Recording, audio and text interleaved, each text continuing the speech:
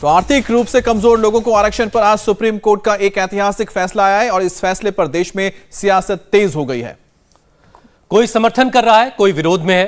5 जजों की बेंच ने ईडब्ल्यूएस रिजर्वेशन यानी आर्थिक आधार पर आरक्षण के खिलाफ दायर याचिका आज खारिज कर दी है और मोदी सरकार के सोशल जस्टिस के फॉर्मूले पर अपनी मुहर लगा दी। यानी आर्थिक आधार पर रिजर्वेशन देश में जारी रहेगा। 5 जजों में से 3 ने गरीब सवर्णों को समर्थन में फैसला सुनाया। ये फैसला आते ही देश के कई शहरों में जश्न का माहौल देखने को मिला और एक तस्वीर आपके सामने है भी। देखिए, हाथ में भारत का झंडा लिए हुए किस तरह से लोग जश्न मना रहे हैं, मिठाई खिला रहे हैं एक दूसरे को, नाच गाकर इस फैसले पर खुशी लोग जता रहे हैं। और ये तस्वीरें डोगरा फ्रंट की हैं, जो जम्मू में सड़कों पर निकले हैं डोगरा फ्रंट के लोग और अपनी खुशी का इजहार कर रहे हैं क्योंकि आज सुप्रीम कोर्ट ने ईडब्ल्यूएस के कोटे पर अपनी मुहर लगा दी।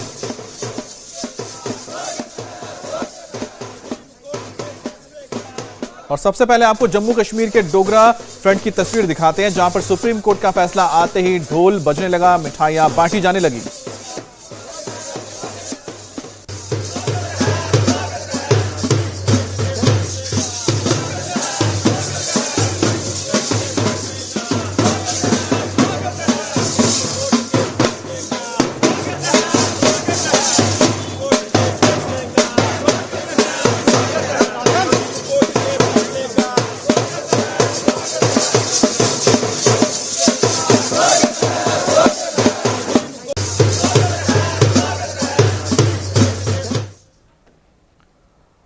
और अब आपको सुप्रीम कोर्ट के किस जज ने आर्थिक आधार पर आरक्षण का समर्थन किया और किसने इसका विरोध किया, यह आपको बताते हैं।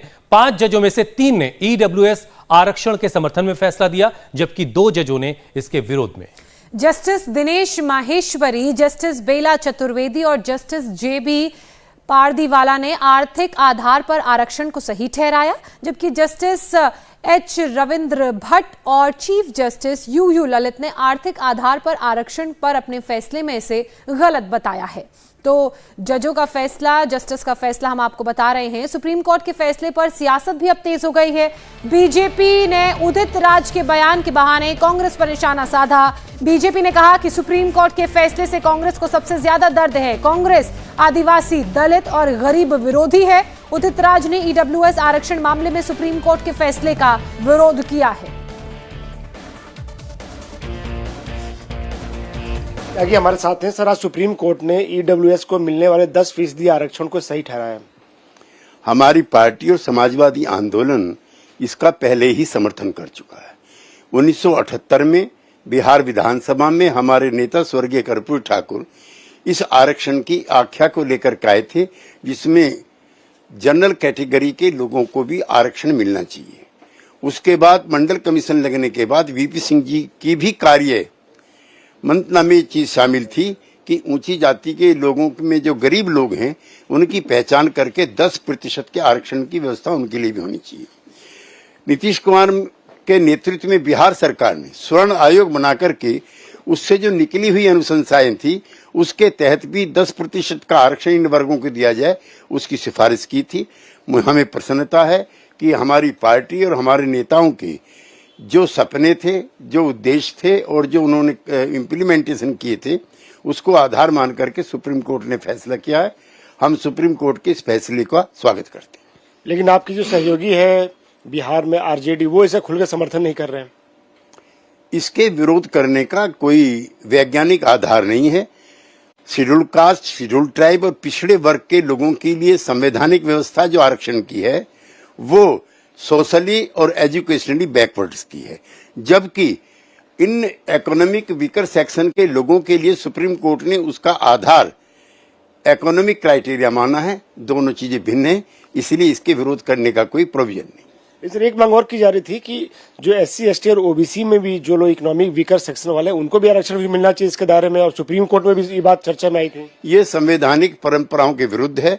संविधान के निर्माताओं ने संविधान सभा में हुई बहस पर यह तय हो गया था कि SC, ST के लिए आरक्षण आर्थिक आधार पर नहीं, सोशली और एजुकेशनली बैकवर्ड पर होगा, और अब किसी का साहस नहीं है कि उसको छेड़ने का दुस्साहस कर सके। शुक्रिया हमसे बात करने के लिए। कैंप से राजेंद्र के साथ अमन प्रकाश पांडे, इंडिया टीवी, दिल्ली।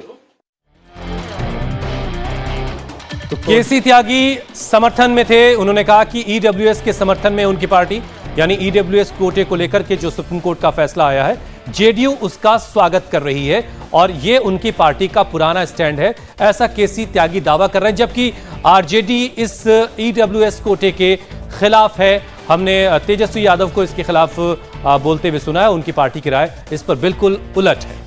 तो यहाँ पर आपने सुना कि यहाँ पर जो जेडीयू है, यानी कि नीतीश की जो पार्टी है, जो मुख्यमंत्री हैं बिहार के, वो ईडब्ल्यूएस आरक्षण को बरकरार रखने के हक में है, इसके हक में वो नजर आ रहे हैं। लेकिन बड़ी बात है कि उनकी जो सहयोगी पार्टी है, यानी आरजेडी, राष्ट्रीय जनता दल, जो लालू यादव की पार्टी है, और तेजस्वी यादव जिसके डिप्टी सीएम है बिहार में, वो इसकी खिलाफत कर चुके हैं, वो इसके खिलाफ बोल चुके हैं। लेकिन अब देखना है कि अब जब बीजेपी को यह मौका मिला है कि दोनों पार्टियों के स्टैंड को लेकर वो जनता के बीच जाएगी, और जनता के बीच में जब सवाल उठाया जाएगा कि आखिरकार आरजेडी ने क्यों इसके खिलाफ अपनी बात रखी थी और अब किस तरह से वो नीतीश कुमार के बाद मिलकर साथ में आते हैं। तो आपको हम जो तस्वीर इस वक्त दिखा रहे हैं, यहां पर आप जो 5 जज हैं उनको देख पा रहे हैं, जिन्होंने इस पूरे मामले में सुनवाई की थी और फैसला सुनाया है।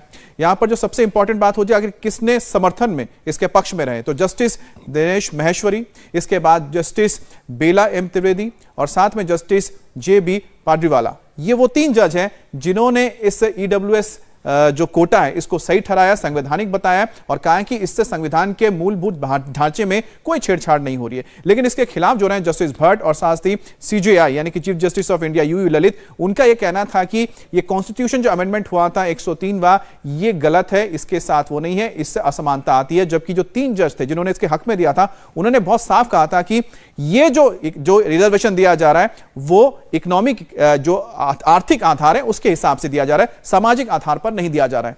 उदित राज के बयान का सिर्फ बीजेपी विरोध नहीं कर रही है, खुद कांग्रेस पार्टी ने भी उदित राज के बयान को से अपने आप को किनारा कर लिया है। कांग्रेस ने कहा कि उदित राज का जो बयान है वो कांग्रेस का ऑफिशियल स्टेटमेंट नहीं है, ये उदित राज की निजी राय है। हम आपको सुनाते हैं कि उदित राज ने क्या कहा था, उसके बाद कांग्रेस ने क्या सफाई दी।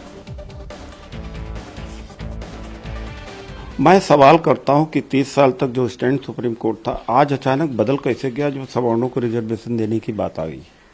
ये सवाल मैं आज करता हूं। अब संविधान की दुहाई दे रहे हैं, 30 साल तक तो इंदिरा साहनी की जजमेंट की दुहाई देते रहे। तो जब SC ST OBC का मैटर आता है तो सुप्रीम कोर्ट कुछ और हो जाता है, जब सवर्णों का मैटर आ जाता है तो सुप्रीम कोर्ट और हो जाता है। उस मानसिकता के ऊपर सवाल कर रहा हूं, जवाब सुप्रीम कोर्ट को देना चाहिए। गॉड नहीं है, देश के लिए अकाउंटेबल है, जनता के लिए अकाउंटेबल है, 85% के लिए अकाउंटेबल है, SC ST OBC के लिए अकाउंटेबल है, ये कोई भगवान नहीं। देखिए, ऐसा है कि ये बिल जब लोकसभा में आया था तो कांग्रेस पार्टी ने इसका समर्थन किया था। तो हमारा स्टैंड तो बहुत क्लियर है, इसके पक्ष में है। और सुप्रीम कोर्ट का जो फैसला आया है, हम समझते हैं कि एक तरह से सही फैसला है।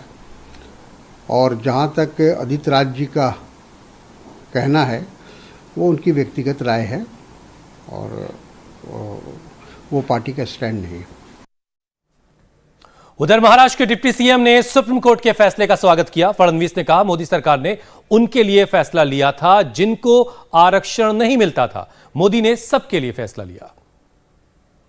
सुप्रीम कोर्ट का बहुत बहुत आभार व्यक्त करना चाहता हूं कि प्रधानमंत्री मोदी जी ने आर्थिक रूप से जो दुर्बल है ऐसे समाज घटक को जो आरक्षण दिया था, ईडब्ल्यूएस का आरक्षण, आज उसको हरी झंडी ये सुप्रीम कोर्ट ने दी है। इसके कारण समाज में जिनको जातीय आधार पर आरक्षण नहीं मिलता, किंतु जो सचमुच में गरीब है, ऐसे लोगों को भी 10% आरक्षण प्राप्त हो रहा है। उनके लिए भी पढ़ने के लिए, शिक्षा के लिए और रोजगार के लिए अभी रास्ते खुल रहे हैं। ये बहुत महत्व की बात है। महाराष्ट्र जैसे राज्य में मराठा आरक्षण का प्रश्न लगातार चल रहा है, उस पर हमारा वर्किंग चल रहा है, लेकिन तब तक हमारे मराठा समाज को भी इसके तहत आरक्षण मिलने वाला है। अल्पसंख्यकों में भी जो बहुत गरीब है उनको भी आरक्षण मिलने वाला है। बाकी भी जिनको जातीय आधार पर आरक्षण नहीं मिलता उनको भी 10% में आरक्षण मिलने वाला है। तो मुझे ऐसा लगता है कि एक बहुत ही माइलस्टोन इस प्रकार का ये जजमेंट हमारे सुप्रीम कोर्ट ने दिया है। महाराष्ट्र के डेप्यूटी सीएम देवेंद्र फडणवीस को आपने सुना, वहीं गरीब सवर्णों को आरक्षण पर सुप्रीम कोर्ट के फैसले को लेकर लोगों का क्या रिएक्शन है? क्या इस फैसले का गुजरात में होने वाले चुनावों पर कोई असर पड़ेगा? ये जानने के लिए इंडिया टीवी संवाददाता भास्कर मिश्रा ने अहमदाबाद में लोगों से बात की। सुनिए लोगों का क्या कहना है। नहीं, ये तो बहुत बढ़िया फैसला है, क्योंकि जो मतलब टैलेंटेड इंसान थे, मतलब वो जनरल कैटेगरी में आते थे, उनको शायद मतलब इस कैटेगरी की वजह से जॉब नहीं मिल पाती थी और वो लोग को मतलब ठोकरें खाते थे इधर उधर। मतलब ये मतलब बहुत अच्छा निर्णय है सरकार का। फैसले के हिसाब से तो लगता है कि हमारा बच्चे का भी फ्यूचर मतलब आगे जाके ब्राइट होगा, अच्छा होगा। ये मतलब बहुत अच्छा निर्णय है, सरकार ने सही फैसला लिया है। अच्छा नहीं, ये तो बराबर है, ठीक है, क्योंकि सरकार का जो नियम लिया है वो सबको देख के लिया होगा। क्योंकि उसके हिसाब से मेरे हिसाब से भी होना चाहिए, आरक्षण मिलना चाहिए सबको। 10% जो अलॉट किया। अच्छा, कितनी ज़रूरत आपको लग रही थी जो ऐसे लोग थे जो गरीब थे, ईडब्ल्यूएस कैटेगरी के थे, अगड़ी जाति के थे, उनके? वो तो मतलब अभी आइडिया नहीं है, क्योंकि काफ़ी लोग मतलब गुजरात में तो है जो पिछड़ी गरीब है, उसको मिलना चाहिए। उसमें क्या दिक्कत किया है सर? वो सही बात है ना, उसको ज़रूरत है, उसको मिलना ही चाहिए ना। सही बात है, मोदी जी ने जो किया सही किया है। अच्छा। गलत फैसला नहीं लिया उसने, सही फैसला लिया है। कई ऐसे लोग जाति की वजह से उसको नहीं मिलता है, वो सही बात है, अच्छा है ना भाई, उसको मिलता है तो उसमें क्या बुरा है। फैसला सही है, पर जो टैलेंटेड लोग हैं वो नहीं आते हैं, वो अनटैलेंटेड है वो आ जाते हैं। ये फैसला सही है, जो भी लिया है वो सही फैसला लिया है। उसमें टैलेंटेड लोगों को भी आना चाहिए, वो लोगों को भी मौका तो मिलना ही चाहिए, क्योंकि वो मेहनत करते हैं तो उसको आगे बढ़ने का चांस तो मिलना ही चाहिए ना। तो काफ़ी बढ़िया काम किया गवर्नमेंट ने, जो भी किया काफ़ी कुछ अच्छा किया और मिलना ही चाहिए कोई भी गरीब को ये, क्योंकि हर कोई बड़े आदमी को उसका जो मतलब से सब कुछ मिल रहा है तो गरीब को भी मिलना चाहिए, उसका अधिकार है मिलना, और गवर्नमेंट को उसको देना ही चाहिए जो भी मिले उसको। आपको लगता है कि चुनाव में भी इसका कुछ असर होगा? हाँ होगा, सही बात है, उसका चुनाव में जरूर उसका भी आरक्षण होगा। और जो में भी चुनाव है, हाँ, इस फैसले का आपको लग रहा है बीजेपी को फायदा होगा? नहीं होगा, जरूर होगा बीजेपी को फायदा इसमें। सुप्रीम कोर्ट के फैसले पर सियासत तेज हो गई है। बीजेपी ने उदित राज के बयान के बहाने कांग्रेस पर भी निशाना साधा। बीजेपी ने कहा है कि सुप्रीम कोर्ट के फैसले से कांग्रेस को सबसे ज्यादा दर्द है। कांग्रेस आदिवासी, दलित और गरीब विरोधी है। उदित राज ने ईडब्ल्यूएस आरक्षण मामले में सुप्रीम कोर्ट के फैसले का विरोध किया है। सर्वोच्च न्यायालय देश का, जो हम सबसे बेहतर संविधान का ज्ञाता है, वो एक फैसला देता है तो उस पर सबसे ज्यादा दर्द किसी को होता है तो वो कांग्रेस पार्टी को होता है। कांग्रेस का आज यही चरित्र है कि उनका कोई चरित्र नहीं है। उनकी सोच हमने देखा है, इससे पहले आदिवासी विरोधी रही। देश की राष्ट्रपति के लिए भी अभद्र टिप्पणी करने वाला कोई और नहीं था, कांग्रेस पार्टी के नेता डॉक्टर उदित राज थे। दलित विरोधी रही है, सेना विरोधी रही है, संसद विरोधी है और आज गरीब विरोधी भी है। और एक प्रश्न जो पूरा देश पूछ रहा है, हम सब जानते हैं किस तरह से कांग्रेस पार्टी के नेता, पूर्व में अध्यक्ष रहे राहुल गांधी ने भी इसी तरह की टिप्पणी माननीय सर्वोच्च न्यायालय के लिए करी थी, जो आपत्तिजनक थी। लेकिन आज कांग्रेस पार्टी में नया अध्यक्ष मल्लिकार्जुन खड़गे हैं, तो यह बात पूछनी बनती है, मल्लिकार्जुन खड़गे जी, जो वक्तव्य आपके पार्टी के नेता उदित राज गरीबों के खिलाफ देते हैं, माननीय सर्वोच्च न्यायालय की अवमानना करते हैं, क्या यह कांग्रेस पार्टी का स्टैंड है? ईडब्ल्यूएस यानी आर्थिक आधार पर आरक्षण की शुरुआत 2019 में हुई। अब इस पर सुप्रीम कोर्ट की मोहर के बाद बीजेपी ने आरजेडी और आम आदमी पार्टी पर हमला बोला है। बीजेपी के हमले का आरजेडी ने जवाब दिया है। भारत के सुप्रीम कोर्ट ने आज बहुमत से नरेंद्र मोदी सरकार के इस निर्णय की वैधता पर अपनी मोहर लगा दिया, जिसके द्वारा ऊंची जाति के गरीब लोगों को 10% का आरक्षण देने का निर्णय लिया गया था। हम इस निर्णय के लिए नरेंद्र मोदी सरकार को धन्यवाद देते हैं। साथ ही साथ बिहार की राष्ट्रीय जनता दल वह ऐसी पार्टी थी जिसने संसद के दोनों सदनों में 103वें संविधान संशोधन विधेयक का विरोध किया था। राष्ट्रीय जनता दल अब किस मुंह से बिहार के अंदर ऊंची जाति के गरीब लोगों से वोट मांगने जाएगी, जिसने कि संसद में इसका विरोध किया था। और आरजेडी के साथ साथ इंडियन यूनियन मुस्लिम लीग और डीएमके, ये तीन ऐसी पार्टियां थी जिन्होंने राज्यसभा और लोकसभा इन दोनों सदनों में ऊंची जाति के गरीब लोगों के आरक्षण के विरोध किया था। और आम आदमी पार्टी ने इस निर्णय के विरोध में सदन का बहिष्कार कर दिया था। अब आरजेडी और आम आदमी पार्टी को, देश की जनता को, ऊंची जाति के गरीबों को इसका जवाब देना पड़ेगा कि इन लोगों ने क्यों इस निर्णय का विरोध किया था। 3-2 का फैसला है और उस फैसले से पहले उस बहस को आप देखिए जो राष्ट्रीय जनता दल की ओर से हमने सदन में रखा था। हमने कहा था कि वैज्ञानिक आधार ढूंढिए। मैं समझता हूं कि माननीय न्यायपालिका के प्रति बिना किसी अवमानना के मैं ये कहना चाहूंगा कि समाज की हकीकत अगर नहीं बदल रही है बल्कि बद से बदतर भी होती जा रही है। रिजर्वेशन, मैंने पहले भी कहा था कि ये मनरेगा की तरह का कार्य, एग्जीक्यूटिव कोई डिसीजन नहीं है। रिजर्वेशन रिप्रेजेंटेशन का मामला है। रिजर्वेशन को जब आप रिप्रेजेंटेशन के दायरे से अलग करके देखेंगे ना तो आप भूल करेंगे। बहरहाल अब माननीय सर्वोच्च न्यायालय ने स्प्लिट ही सही एक फैसला दिया है, हम देखते हैं उसको। इंडिया टीवी हर वक्त हर जगह डाउनलोड करने के लिए सर्च करें India TV news Google play store या ऐप स्टोर पर।